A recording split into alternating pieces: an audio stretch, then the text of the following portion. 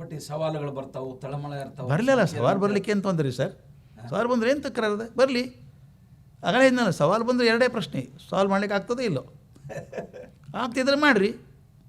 ನಾವು ಸಾಮಾನ್ಯವಾಗಿ ಯಾಕೆ ಕಷ್ಟಪಡ್ತೀವಿ ಗೊತ್ತದೇನು? ಆಗಲಾರದ್ವಾಗ ತಲೆ ಕೆಡಿಸ್ಕೊತೀವಿ. ಭಾಳಷ್ಟು ಮಂದಿ ಆಗ ಹೋದವ್ರು ತಲೆ ಕೆಡಿಸ್ಕೊತಾರೆ. ಹಂಗೆ ಮಾಡಬಾರ್ದಾಗಿತ್ತು ನಾವು ಹೊತ್ತ ತೊಗೊಂಡು ಏನು ಮಾಡ್ತೀವಿ, ಮುಗಿದು ಹೋತಲ್ಲ ಅದು. ಭಾಳ ಮಂದಿ ಅದೇ ತಲೆ ಕೆಡಿಸ್ಕೊಳ್ಳೋದು, ಆವತ್ತು ನಾವು ಮಾಡಬಾರ್ದಾಗಿತ್ತು ಅದನ್ನು. ಹೌದು, ಮುಗೀತು, ಕಲೇಸ್ ಮುಗೀತು, ಈಗೇನು ಮಾಡ್ತೀವಿ, ವಾಪಸ್ ಹೋಗ್ತೀಯಾ? ಆಗೋದಿಲ್ಲ, ಬಿಟ್ಬಿಡು.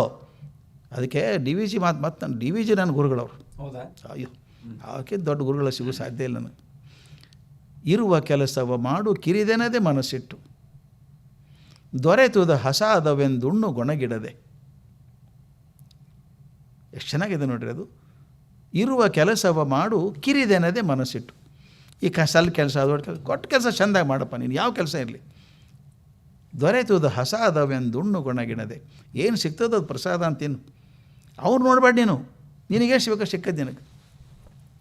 ಧರಿಸು ಲೋಕದ ಭರವ ಪರಮಾರ್ಥವನ್ನು ಬಿಡದೆ, ಹೊರಡು ಕರೆ ಬರಲಳದೆ ಮಂಕುತಿಮ್ಮ. ಧರಿ ಕೆಲಸದಲ್ಲ, ಭೂಮಿ ಮೇಲಿನ ಕೆಲಸದಲ್ಲ, ಕೆಲಸ ಮಾಡು, ಆದರೆ ಅಲ್ಲಿ ಒಂದು ಗಮನ ಇರಲಿ. ಯಾರೋ ಒಂದು ಅದಪ್ಪ ಶಕ್ತಿ, ಮರಿಬೇಡ ಅದನ್ನು.